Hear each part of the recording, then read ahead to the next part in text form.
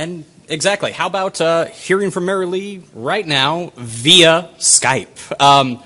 We're going to get this set. Oh, there she is. All right. Hey. Just sneak down here. Yeah. How you doing, Mary Lee? This is Gabe. How are you? Hi, Gabe. Good to see you. Awesome. Thanks so much for Skyping in. Everybody really dug the video, so thank you. Good. We are going to take a few audience questions, as much as you have time for. Sure. So thank you for taking the time to be with us. First of all, does anyone have any questions for Mary Lee? And could they come up here so she could see you as well?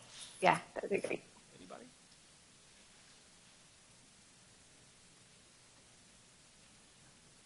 All right, we've got one coming down right now. Great. Good.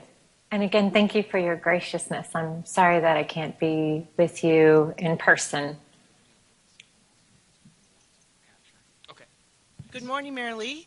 Good morning. My question is, using your integrative approach, can you provide an example of what a classroom, what a faculty member would do in a classroom using that inquiry process? Yes, absolutely. And that's actually, we're working on more of those strategies here in San Francisco, which is why I'm not with you, working with a whole team of interdisciplinary folks. So first off, one of the things that we're working on this weekend, or this year-long project in San Francisco, is actually using video film. We're working with a couple of filmmakers so that we can actually begin to engage students in a content knowledge piece, like little snippets. And then, you know, we're already doing that a lot with flipped classrooms, right? If the students are actually right, listening to the lectures online and they're actually reading the research. If they're actually doing that, then the idea is in the flipped classroom, of course, we can begin to facilitate the way that they make meaning around the knowledge piece. Does that make sense? Yeah. And so it's stuff that we actually do typically know how to do. It's just that what's happened, as you all know, is we've had to crunch more and more in with less and less time, more and more knowledge, less and less time. We have larger gaps of knowledge and skills for students coming in to our colleges and universities. And so it's created a stress really on the faculty member and the student. They know they don't know. So the idea here is that if we can create an opportunity to develop responsible learning by literally changing the brain, the way the function and the function and structure of the brain, then the student will begin to take more responsibility for their own learning. They'll show up to class prepared to engage as long as we engage them, because it's sort of like what everybody really wants in learning, right? They want to be engaged. They don't want to be lectured to. Does that make sense? It does. I appreciate the comments. Thank you. Yeah, my pleasure. And perhaps while we're waiting for the next question, you know, what we're talking about, again, this year-long project that's keeping me from being with you in person is how little time do we actually need to change the structure and function of the brain so that it's, again, a trait characteristic and not a state characteristic. Yeah. Hello. I would like to ask you how service learning fits in this integrative learning. Oh, yeah, great. Thank you. Great question. Oh my gosh, it fits in very well, as you probably can imagine. With the integrative inquiry concept, what we're doing is we're taking, once the student begins to literally change the structure and function of their own brain, and they're beginning to make meaning out of your content piece that you're teaching them, whatever it might be, and they're integrating in an awareness, again, the bodily awareness, which is a big part of brain activation and allowing them opportunities to activate regions of the brain that they don't activate when they're just sitting and getting lectured to. The idea then would be to take that into action. So service learning is a beautiful venue for that to happen.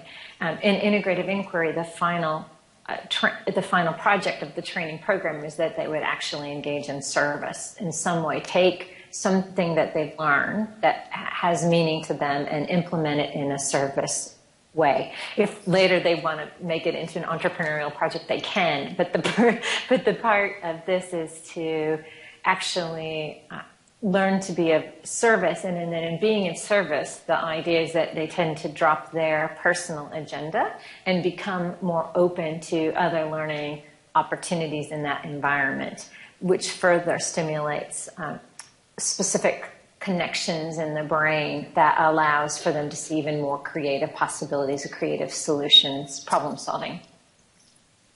Yeah, is that helpful? Okay, microphone's a little low here. How have you seen integrated inquiry initiated through like partnerships between faculty and student affairs, particularly in regard to student programming, co-curricular programming, stuff like that? Great, thank you. Thank you so much. At San Diego State, we have had conversations with our student affairs folks, and quite frankly, again, they're quite overwhelmed we just finished a strategic plan piece and getting on student success. But what we anticipate will be happening a couple of weeks ago, what we'll probably see implemented at San Diego State is embed these training techniques in orientation.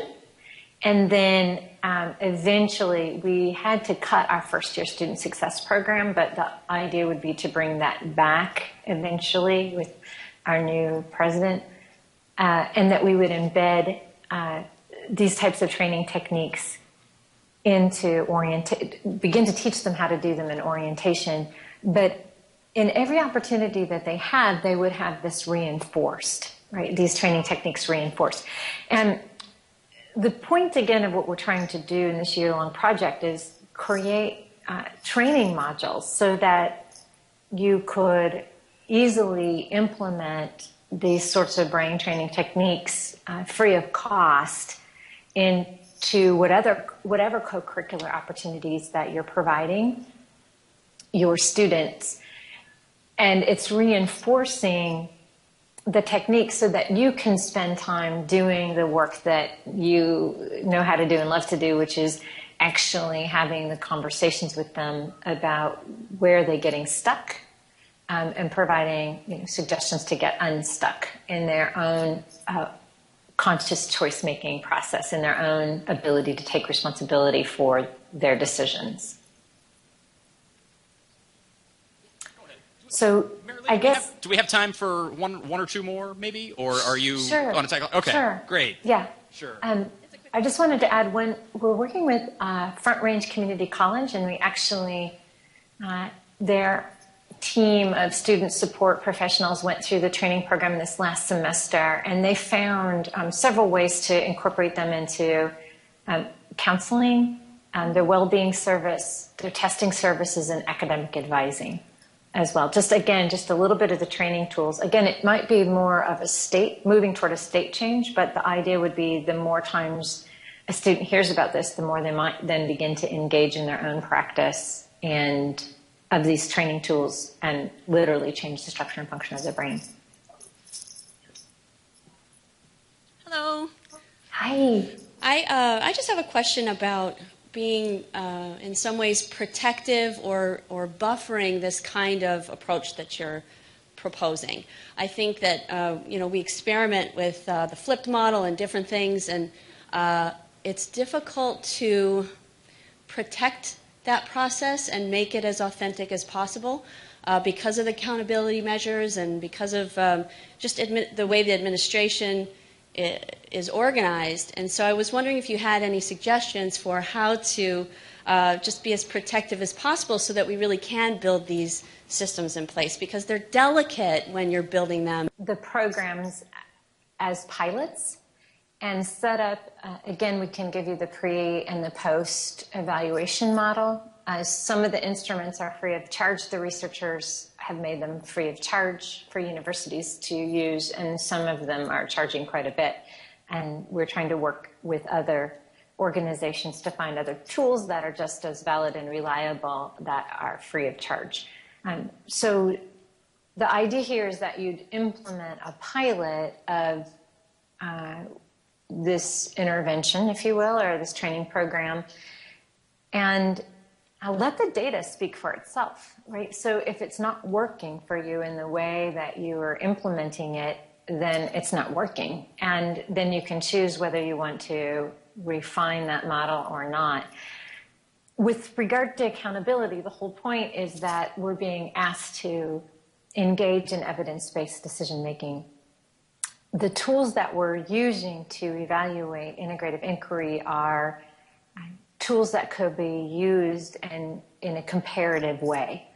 And we're doing that intentionally because of a comparative environment, comparative analysis environment that we're existing in the United States, and that's not going away. I was in Washington, D.C. again in January. It's not going away. So the idea is, how do we still leverage what we really understand about student success and then implement it in a pilot model, measure it pre and post, and decide what we need to do differently in order for it to work, or maybe we don't even, maybe we let go and say, we tried that, it doesn't work. What else is out there for us? I hope that's helpful.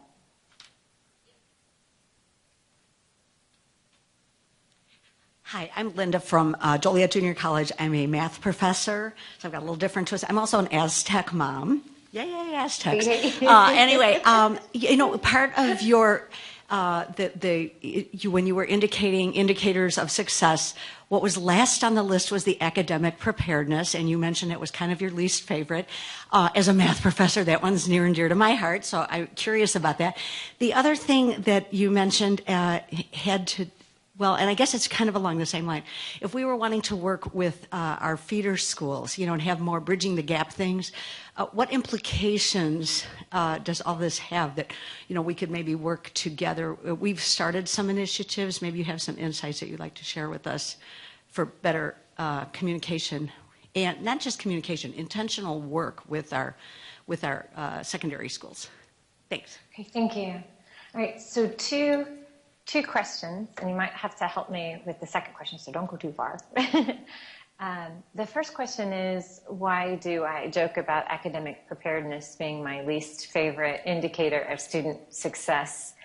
The reason is, it is true, it's very predictive of student success. The reason it's my least favorite is because of access, and for students who have access to becoming academically prepared, then we just kind of reinforce that they're going to be successful. And it is my opinion in society, in the global society today, that if we don't invest in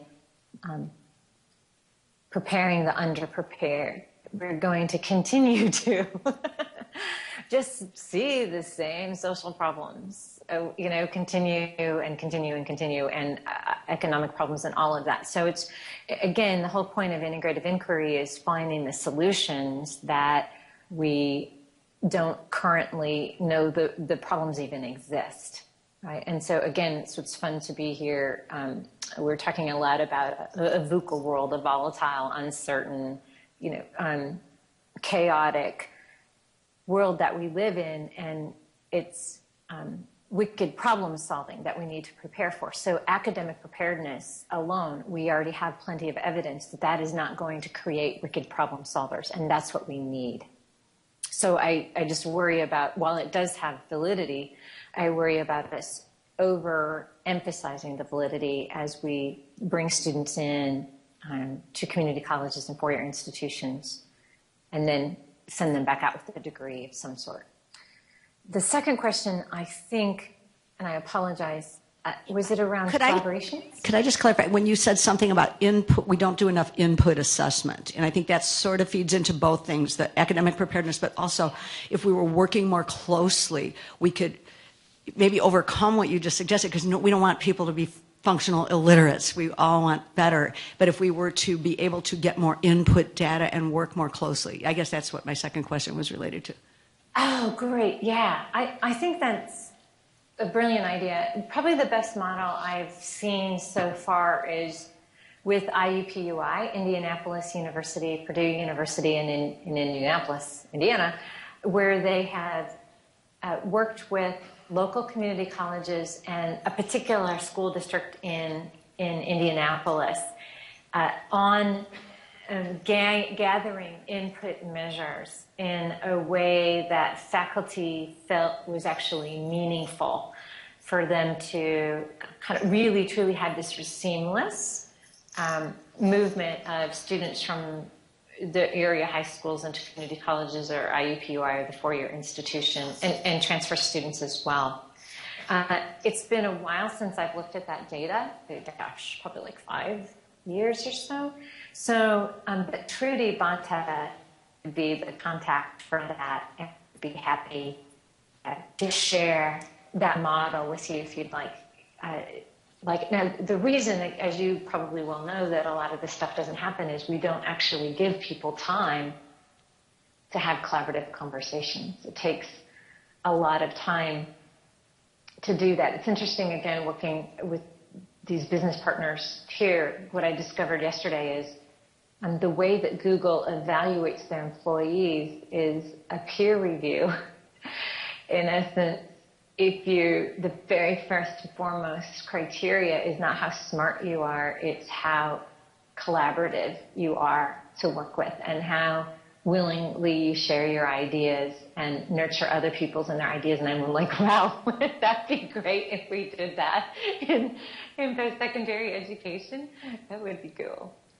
So, but again, they've created the culture to do that, and we really haven't done that, in my opinion. Excellent. Yeah. Thanks so much, Mary Lee. We really appreciate it. Yes. Could we give a big hand for Mary Lee, everybody? Thank you. Awesome.